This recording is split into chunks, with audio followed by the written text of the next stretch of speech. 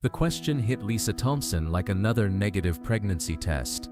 Standing at the Family Feud podium in her soft pink blouse, the color she'd once imagined painting a nursery, she felt the familiar ache that came whenever someone asked about impossibilities. The studio lights felt too harsh for a woman who had been living in the shadow of medical failures for 8 years.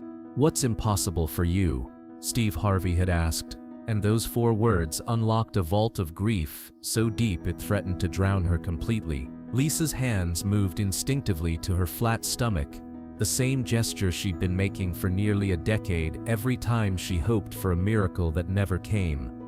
The silence stretched as she tried to find words for a dream that had consumed her life and destroyed her marriage.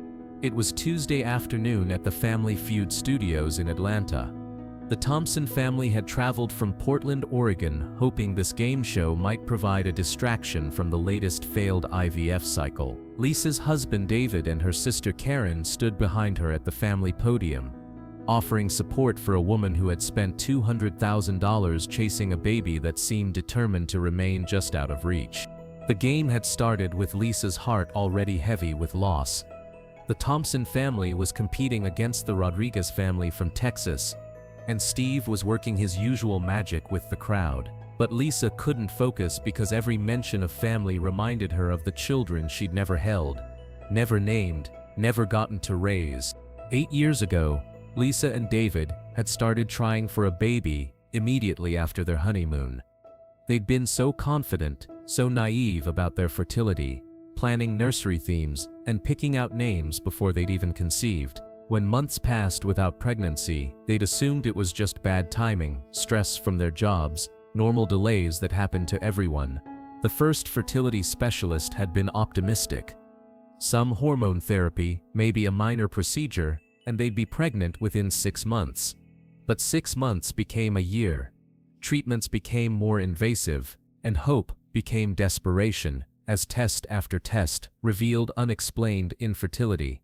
"Having a baby," Lisa whispered into the microphone. The words came out like a death sentence for dreams she'd been carrying for nearly a decade. The studio fell completely silent as everyone processed the devastating simplicity of her answer. Steve's face immediately changed as he realized the depth of pain behind her words. This wasn't just about wanting children. This was about 8 years of medical failures, financial ruin, and the slow death of hope. The cameras captured every emotion crossing Lisa's face as she struggled with a grief that most people couldn't understand. "Tell me about that journey," Steve said gently, stepping closer to Lisa. His voice carried the weight of someone who understood that some dreams require acknowledgement rather than encouragement. The audience leaned forward, sensing they were about to hear something that would break their hearts. "We've been trying for 8 years, Lisa began, her voice barely audible. 15 IVF cycles, 12 miscarriages, 3 surgeries. I've been poked, prodded, and pumped full of hormones until I don't recognize my own body anymore." She paused, looking at David, who was watching with tears in his eyes. "We've spent our retirement savings, our emergency fund, even borrowed against our house. $200,000 chasing a baby that just won't come." The financial devastation was staggering to everyone in the studio. Steve could see that Lisa's infertility had cost more than money. It had consumed her identity, her marriage, and her sense of self-worth. The audience was trying to process the magnitude of what 8 years of fertility treatments could do to a family. "The doctors can't explain why," Lisa continued, tears flowing freely. "Everything looks normal on paper. My eggs are good, David's sperm is healthy, my uterus is fine. But every embryo we create either doesn't implant or miscarries within weeks. They call it unexplained infertility," she added, her voice full of frustration. "Which feels like medical speak for we have no idea why your body hates babies." The anger behind her words was as powerful as her grief. Steve Harvey made a decision that would define this moment forever. He looked directly at Lisa and asked the question that cut to the heart of her pain. "What has this done to your marriage?" The question acknowledged that infertility affects relationships, not just individuals. "It's destroying us," Lisa admitted without hesitation. David wants to stop trying and look into adoption. I can't let go of the idea that my body might finally work if we just try one more time. The conflict between them was tearing their relationship apart. We fight about money, about treatments, about whether to keep trying, Lisa continued. Every period I get feels like another failure. Every pregnancy announcement from friends feels like a personal attack. I've become someone I don't recognize. The psychological toll of infertility was becoming clear to everyone in the studio. Steve could see that Lisa had lost herself in the pursuit of motherhood, sacrificing her mental health and marriage for a goal that remained elusive despite years of effort. "How do you feel when people ask about kids?" Steve asked. The question addressed the social isolation that often accompanies fertility struggles, the way casual questions can become sources of pain. "Like I'm broken," Lisa replied immediately. "Like I'm failing at the one thing women are supposed to be able to do naturally. People say things like just relax and it will happen, or maybe it's not meant to be, and I want to scream. They don't understand that relaxing doesn't fix ovulation disorders," Lisa continued. "They don't know that maybe it's not meant to be feels like being told that God doesn't think I deserve to be a mother." The misconceptions about infertility were hitting everyone in the studio with uncomfortable recognition. Many audience members were realizing they'd probably said similar unhelpful things to friends struggling with fertility. Lisa's pain was educating them about the complexity of reproductive challenges. Behind the scenes, producers were consulting with fertility advocates about how to present Lisa's story sensitively.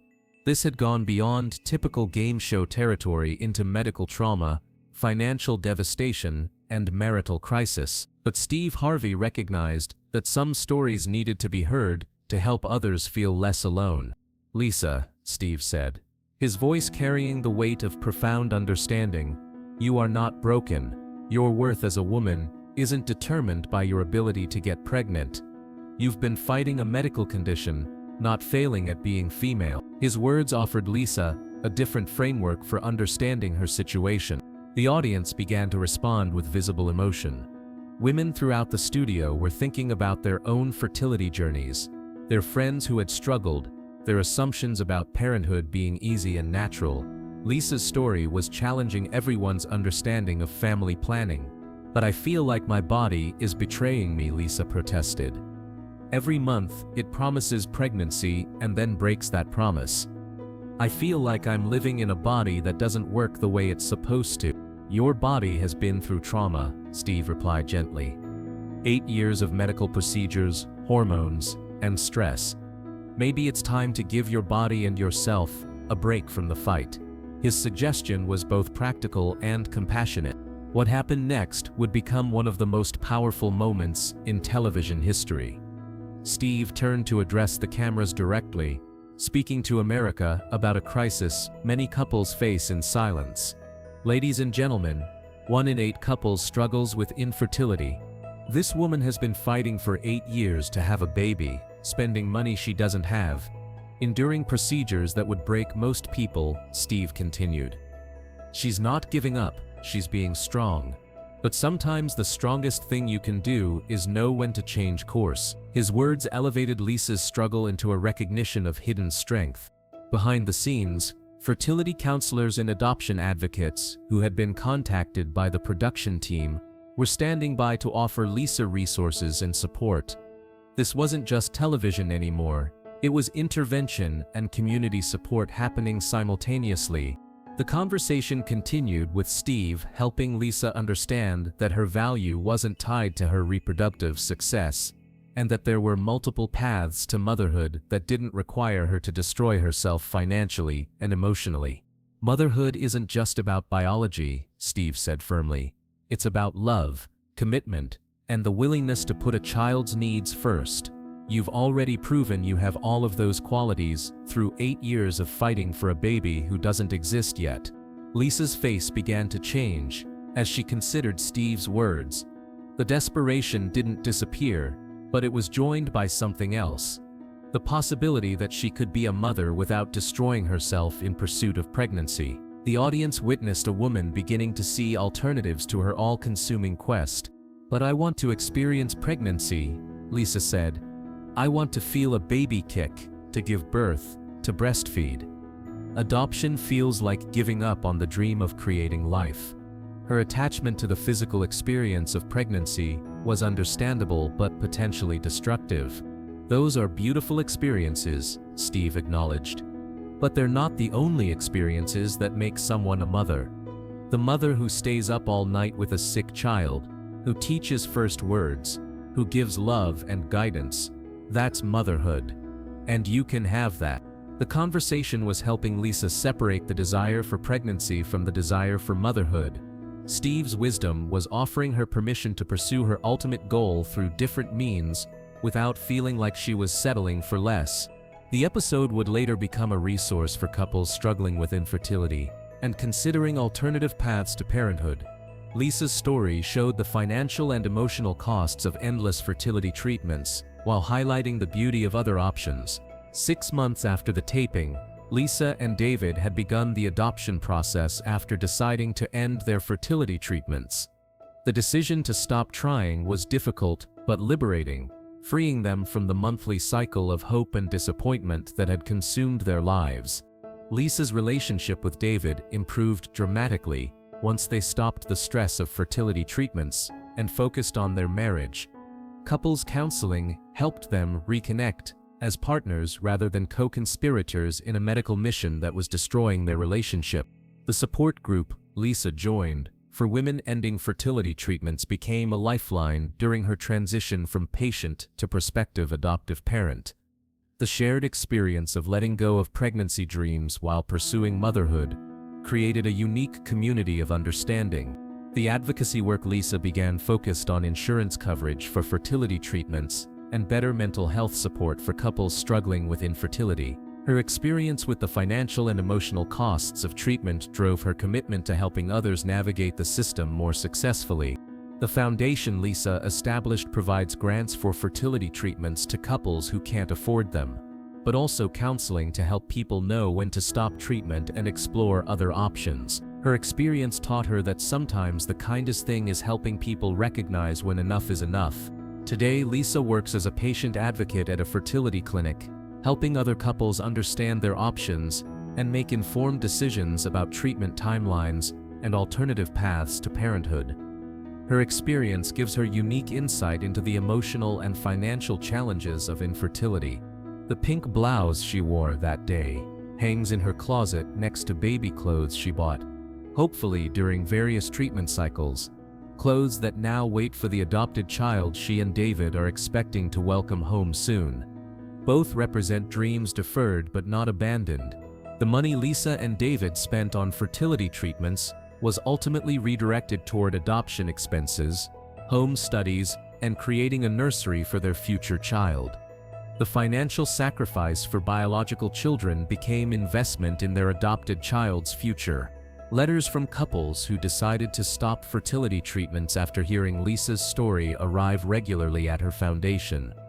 Many share how her honesty about the costs of endless treatment cycles helped them make the difficult decision to pursue adoption or child-free living. The documentary about Lisa's fertility journey became educational material for medical schools, teaching future doctors about the psychological impact of fertility treatments and the importance of helping patients recognize when continuing treatment might be causing more harm than good. The support group Lisa facilitates for women transitioning from fertility treatments to adoption helps bridge the gap between pregnancy dreams and parenting reality. The group provides a safe space for grieving the loss of biological children while celebrating the possibility of adopted ones.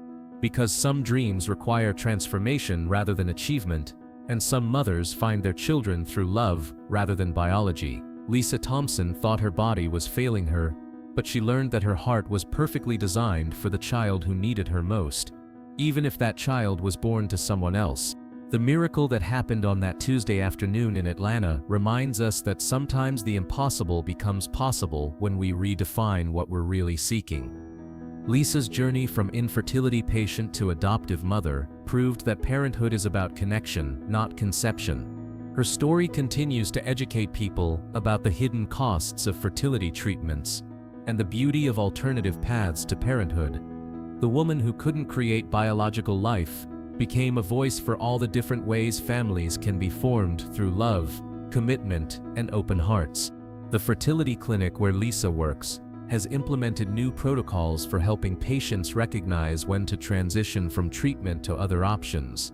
Partly inspired by her advocacy for comprehensive counseling and realistic timeline discussions, the organization Lisa founded now operates in 8 states, providing both financial assistance for fertility treatments and emotional support for couples deciding to end treatment and pursue adoption or child-free living. Each couple helped represents proof that there are many ways to build a family and find fulfillment.